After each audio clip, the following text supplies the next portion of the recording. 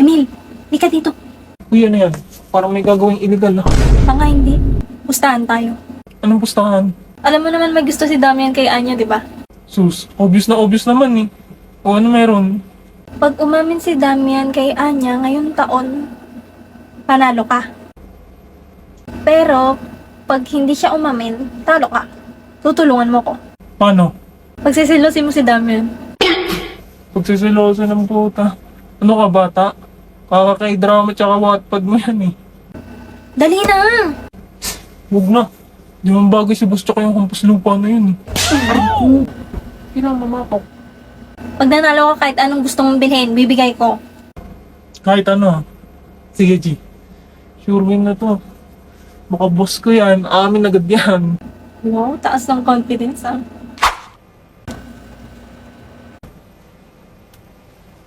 Patingin-tingin ka pa dyan sa paligid. Order. Bakit? Bossing! Asan ka? Mamaya na lang. Kita mo si boss? Pumunta doon sa CR. Guys, salamat. Ayaw mo pa rin makita ng iba na kausap mo ako ha? Kasi pa mahirap lang kami. Order. Yan na naman siya. O bakit? Galit ba? Di, busy lang. Ano ba yan? Ipiprint ko tong assignment natin. Ba't kasi hindi mo ginawa sa bahay yan? Sorry wala kasi kaming printer. Mahirap lang kasi kami. Sige na, sige na. Pag dito to napasa, ikaw may kasalanan.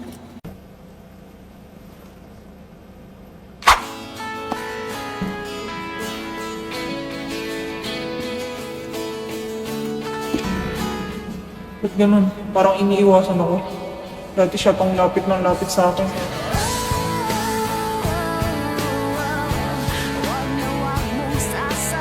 Wow, boss! Regalo sa'yo ng mama mo yan? Oo, nung birthday ko. Di ba yan yung newest edition ng laruan na yan? Kakalabas lang yan eh. Astig mo talaga, boss. Ako pa. May laruan din ako. Nyay, nakikisali na naman siya. Di ko kausap ko. Sa'yo, tignan mo ang ganda ng laruan ko. Ako yan ah. Ba't may ganyan ka? OMG! Cash na cash mo ba si Damian? Kaya ka may ganyan, Anya? Joke lang, hindi talaga laruan yan. Ginamit ko ulit tong AI Marvels. Gusto mo gawin din kita, Becky? Pwede mo rin gamitin tong AI Reese. Sige. Gusto ko gawin mo ko ng figure ni Lloyd. Tapos ipapagawa ko? Wag na, ba't naman ang papa ko pa? Eh ikaw, ba't naman yung mukha ko pa yung nilagay mo dyan? Oo nga, burahin mo yan. Huwag kang mag-alala, Sion. Kahit maging laruan ka, hindi kita paglalaruan. Ah! Hello, Anya! Becky! Asan papa mo? Ba't may nahanap papa ko? Kala ko ba maglalaro tayo? Hello, Becky! Bumisita ka pala. Ayan na ang karibal ko. Ang asawa ni Master Lloyd. Hello po, Mrs. Morger. Pasensya na ha, maiwan ko muna kayo. Mag-grocery pa kasi ako eh. Sige po, Mama. Ang bango ng buhok niya! Anya ng shampoo ng mama mo? Sadali. Ito oh. Keratin Plus. Keratin? May plus? Ay, naku, wala pa naman akong dalang payong. Hello, kamusta kayo? Papa! Master Lloyd! Chance ko na to habang wala pa si Mrs. Morger. Ang napanood ko sa Berlin in Love, may in love ang lalaki sa pamamagitan ng buhok.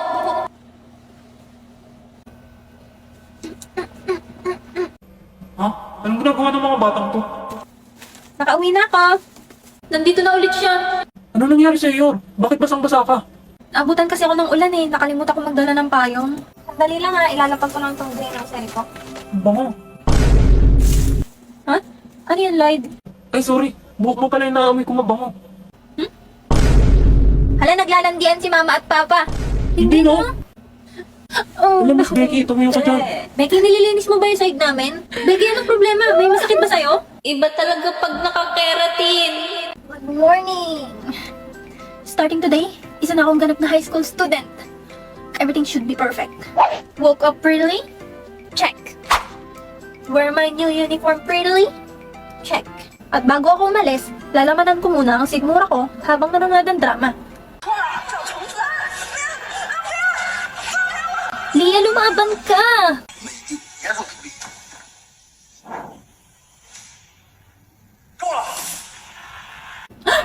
my gosh, ang knight in shining armor ni Leia. Lady Becky, malilate ka na kung hindi mo pa bibilisan kumain. Opo, patapos na. Dumating sa school na maganda. Check. Oy, Bansot, tabi dyan. High school na, pang elementary pa rin yung height. Hoy, huwag niyo kang binubuli si Anya. High school na, mga isip bata pa rin kayo. Ano ba? Pinagsasabihan lang kayo sa mga mali niyong ginagawa. Lo, baliw wala naman tumutulak sa'yo. Hindi naman kayo naawa sa mga magagandang kagaya ko. Sabay darating ang aking Prince Charming na si Master Lloyd. Master Lloyd ko dyan. Panira naman tong A1 na to. Ano yun to?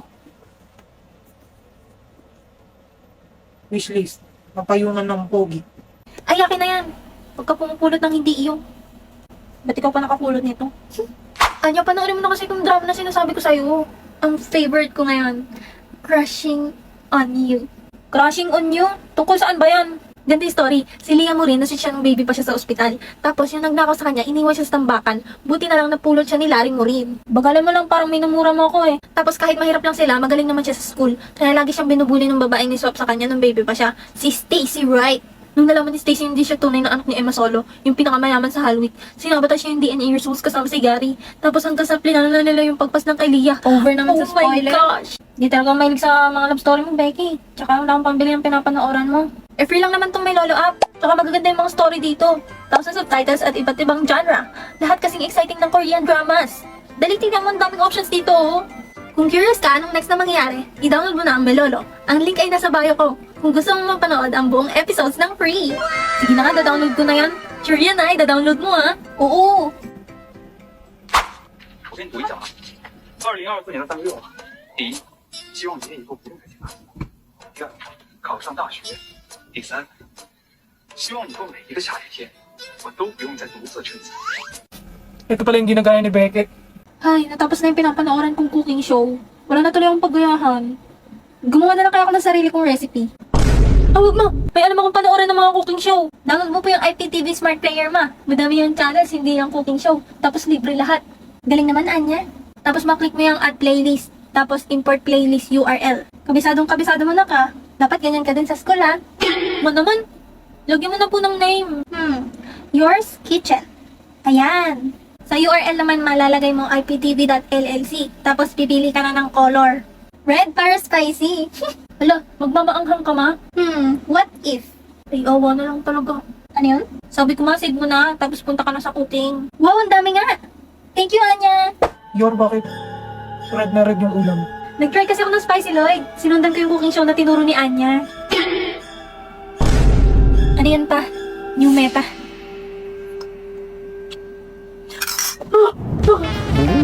Close na mo. Kung hindi naging dragon na si Anya. Lagyan mo kayo, Mark. Sige, sige, Sige, sige. Ano kayang ulam sa kantin mamaya? Kasi pa lang lunch na agad iniisip mo. Eh, nagugutom na ako eh. Gusto ko na magkanin. Ay, Anya, may tanong ako sa'yo. Anong gusto mo sa lalaki? Hindi tinatanong yan. Wala, curious lang ako.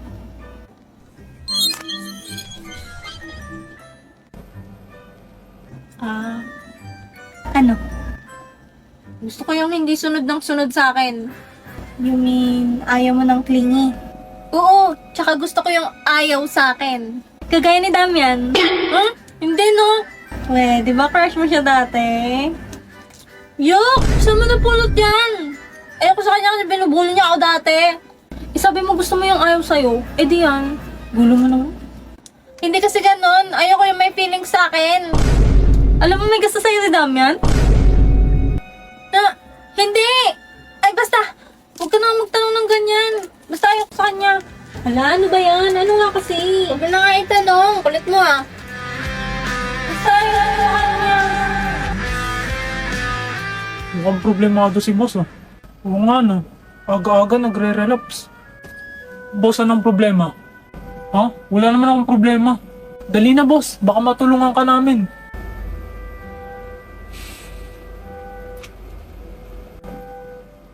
Yung pinsan ng kaibigan ni kuya, nagpapa-advise sa akin. Kaso di ko alam sasabihin. Ginamit na naman niya yung excuse na yun. Bakit, boss? Ano bang problema ng pinsan ng kaibigan ng kuya mo? Naniwala ang potek. Oo nga, boss. Baka makatulong kami. May gusto kasi siyang babae. Pero ayaw sa kanya ng babae kasi binubuli niya noon. Ay kaya naman pala ayaw sa kanya, binubuli niya pala eh. Deserve niya yan. Tungix, hindi ganyan mag-advise. Alam kong ikaw yan, boss. Ganto, boss. Una, magsasorry ka magsasorry muna siya. Tapos kakaibiganin niya. Tapos kapag close na sila, tsaka siya dadamoves dun sa babae. Noon. Paano kung sinabi ng babae na ayaw niya sa mga taong may feelings sa kanya? Inang niya to, pinapahirapan pa si boss. Hindi ako pwede matalo sa pustahan. Wala yan, boss. Sinasabi niya lang yan kasi ayaw niya dun sa pinsan ng kaibigan ng kuya mo. Kasi nga binubuli siya dati, di ba? Pero pag nagkabatinayanta mo, magugustuhan niya rin yan. Basta dapat mag-sorry na siya. Tapos patunayan niya na nagbago na siya. Yan! Aba, ang galing mo mag-advise, man! Hey! It's my ass, boy. Mission. Dapat ma-turn off sa akin si Sion. Plan A. Iwasan siya. Plan B. Kukupalin siya. Plan C. Ang ayaw kong mangyari. Paaminin siya at i-reject. Ang hirap! Ma, pwede pa tulungan mag-aral. Anong subject ba yan, Anya? English po, tsaka math. Ate, surprise! Hala, Yuri! Bibisita ka pala, hindi ka nagsasabi. Surprise nga, ate! Tamang-tama, Yuri. Pwede mo bang i-tutor ulit si Anya? Magaling ka naman eh. Sige, ate, basta request mo eh. Ay nako, hirap pa naman turuan ng batang to. Busy naman si ate, hindi niya makikita. Kung anong ipapaturo mo. Ano pong pinagkaiba ng adjective, verb, tsaka adverb? Sandali, ulitin mo yung tanong mo. Pindutin mo to tapos sabihin mo dito sa CP. Anong pinagkaiba ng adjective, verb, tsaka adverb? Ang mga adjective, verb, at adverb ay tatlong pangunahing uri ng salita sa gramatika na may magkakaibang tungkulin sa pangungusap. Narito ang kanilang mga pagkakaiba. Adjective, naglalarawan ito ng noun o pronoun. Sinasaad nito, Gawin mo maiintindihan ng grade 1. okay, para sa mga bata sa grade 1. Isipin ang mga salita bilang mga kaibigan na may iba't ibang trabaho sa isang pangungusap. O, gets mo na? Papuri ang kaibigan Ang na galing, naglalarawan. Tito. Sino yung nagsasalita? Sa trabaho mo yan? Hindi, si Sisi to AI app. Libre lang yan kaya i-download mo para hindi mo inaabala si ate. Sige, mas magaling naman to magturo kaysa sa'yo eh. Ba? Paano dito sa math, Tito? Hindi ko naman matype tong nakalagay. Ang grade 1 ba talaga inaaral nyo? Ayan, pwede mong picturean yung tanong dito sa CC app.